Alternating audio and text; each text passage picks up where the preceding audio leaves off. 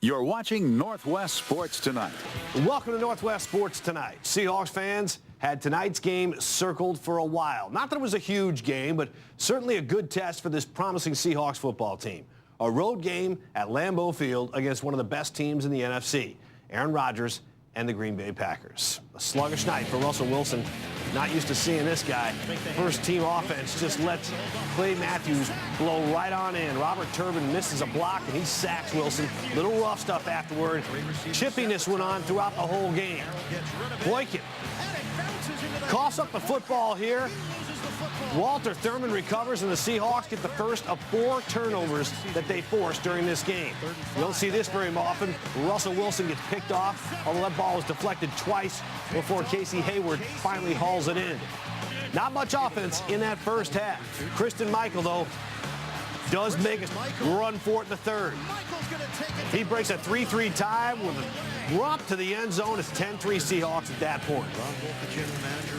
Brady Quinn looking for Michael again. Dumps it off the outside. He's got plenty of room to run. This guy is electric at times. See if he can stay healthy. Michael doing his job. Quinn doing his as he launches deep to Steven Williams out of Toledo. The Mac kicking out another great receiver. Williams with the catch. It's 17-10 at that point. Hawks caused 4 turnovers in the game, 2 interceptions, a great pop here. The final turnover in this game as the Seahawks seal the deal. Hang on to beat the Packers, the final 17-10. Running their preseason unbeaten streak to 8 straight games. Russell Wilson throws for 126 yards, 2 interceptions. Packers quarterback Aaron Rodgers did not play much, surprisingly. He finished with just 41 yards passing. Good game for newest Seahawk, Seaver Salinga, who picked up a sack. Last preseason game for the Hawks now set for Thursday. Their first round of cuts coming up this week before they take on the Raiders to wrap up the preseason at CenturyLink Field again Thursday night. The other big story tonight, the return of the Mariners and manager Eric Wedge back in the dugout for the first time since suffering a mild stroke late last month. Wedge saw a pitcher's duel tonight. His man, Felix Hernandez, on the mound facing Eric Ibar. Oh, he just completely fools him on that one. Felix doing just about everything right. The Angels can only afford to nitpick a little bit.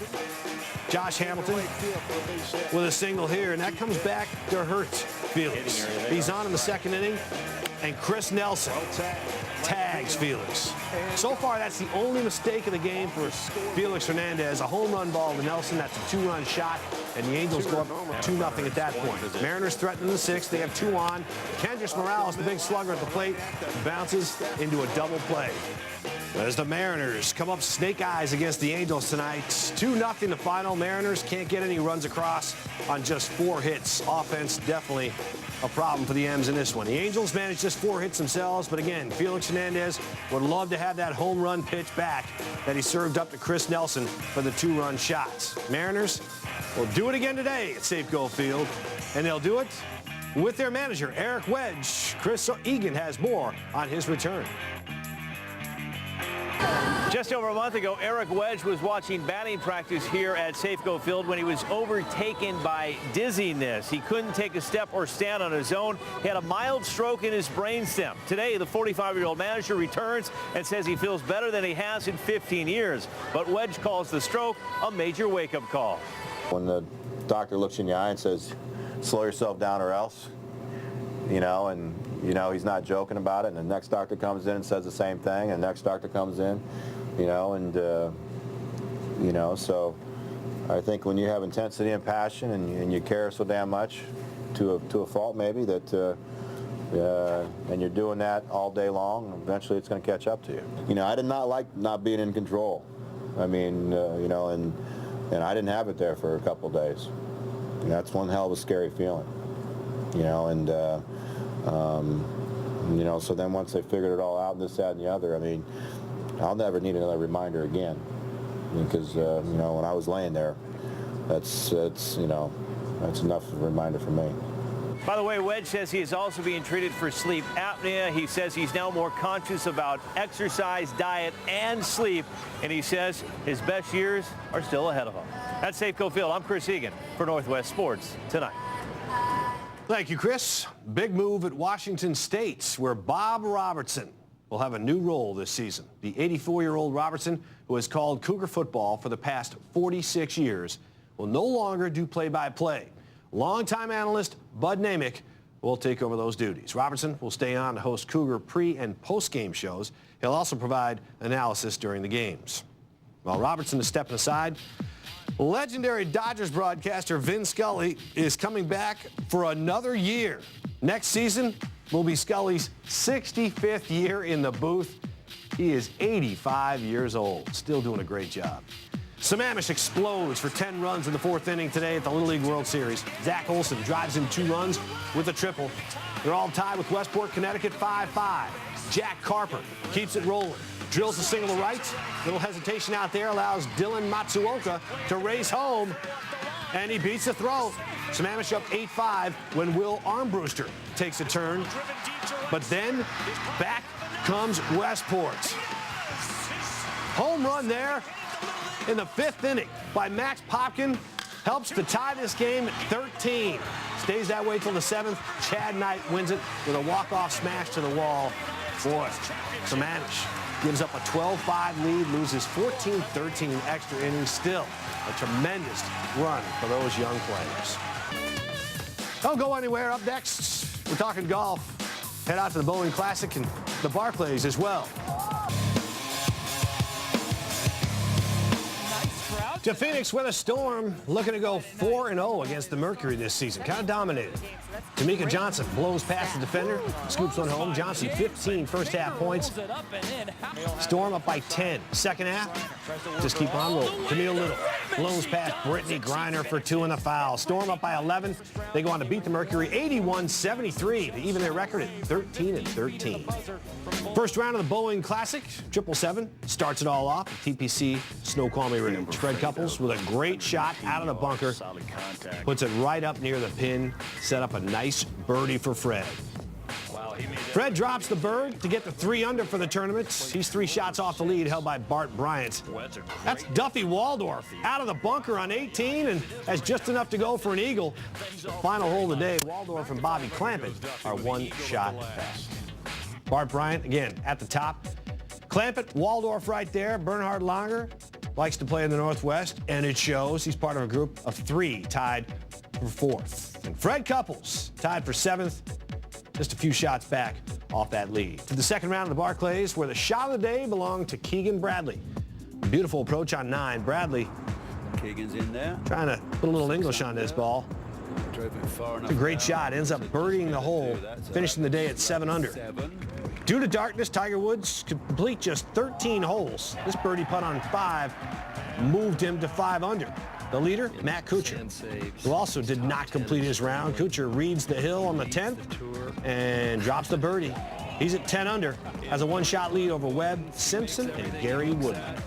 Up next, we'll check in with the players from both the Sounders and the Timbers before their big match coming up Sunday at CenturyLink Field.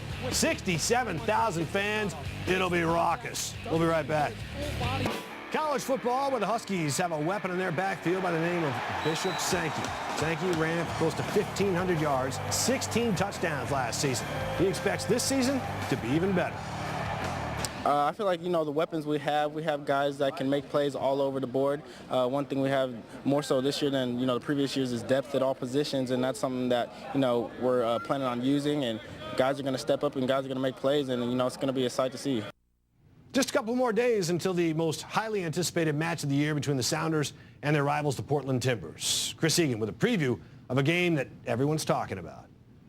All righty, it's always fun when it's Portland Timbers week. You are a player that has been in this battle against the Timbers for many years now. Just what comes to mind when you're facing off against the Portland Timbers? It's a series that's always intense. I think it brings out the best of both teams. Leading into these games, you kind of throw standings, where we are, what our records are. You throw all that stuff out because it's a rivalry game,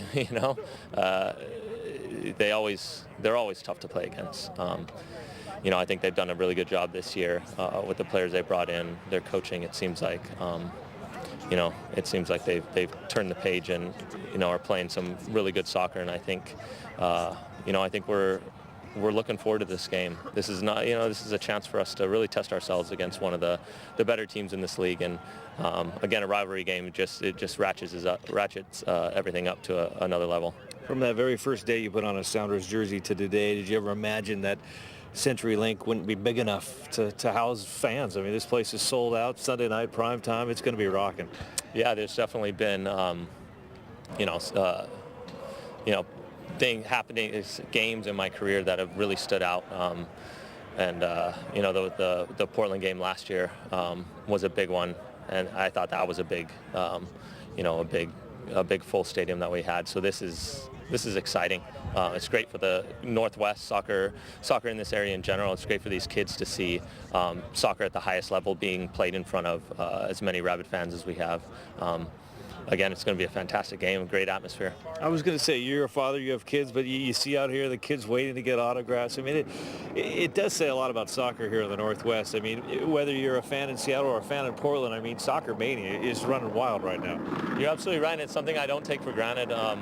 Growing up on Maui, there wasn't, you know, anything near this to aspire to, and the fact that my kids get to see, you know, soccer at this level every weekend is fantastic. To be able to these kids come out and watch our training sessions is something that I wish I could have done as a kid. So it's cool. It's really, really great for, you know, the Northwest and for soccer playing youth. I think one of our favorite moments was Roger Levesque. Was he cut down as a timber tree, or was he doing the cutting? I forget on that one. I think he was doing the timbering, and I think Nate Jakewell was the lumberjack. Okay. So that's one of my favorite memories. Do you have a favorite memory when you look back at this rivalry for yourself? Gosh, you know, so many, and a lot of them, you know, are knocking Portland out of the playoffs. Sure. That was always a lot of fun. Winning shootout down there in, I think, 2009 to advance in the Open Cup was a fun one as well.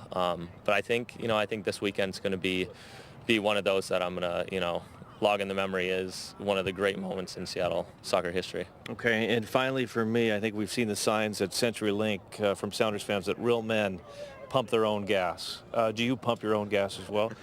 100%, yeah, always. And I was one of those guys that first time I went down to Portland, I jumped out of the car and tried to do it myself and got yelled at. So, so yeah, I pump my own gas. Zach Scott, I'm Chris Egan. Let's send it back to you. Well, the Timbers go into Sunday's game with a 5-point lead on the Sounders as teams try to put together a run for the playoffs. We talked to Timbers' Michael Harrington tonight about the rivalry with Seattle and the atmosphere that awaits at CenturyLink Field. It's very exciting. You know, it's not often you get a chance to play in front of a crowd that big in a game that means this much to so many people. And so, you know, it's exciting for me as a player to be, you know, involved in a rivalry. They have some very good individual players, you know, especially in their attack. They have guys with pace up top and some creative players. So, I mean, we just need to be aware of them trying to spring those guys in behind us. It gets chippy, it gets emotional, you know, especially when the fans are you know, behind you and you're, you know, it creates an intense environment. That's it for us. Thanks for joining us. The Mariners lose, and Eric Wedge's return to the dugout 2-0 to the Angels. Have a great weekend. You're watching Northwest Sports Tonight.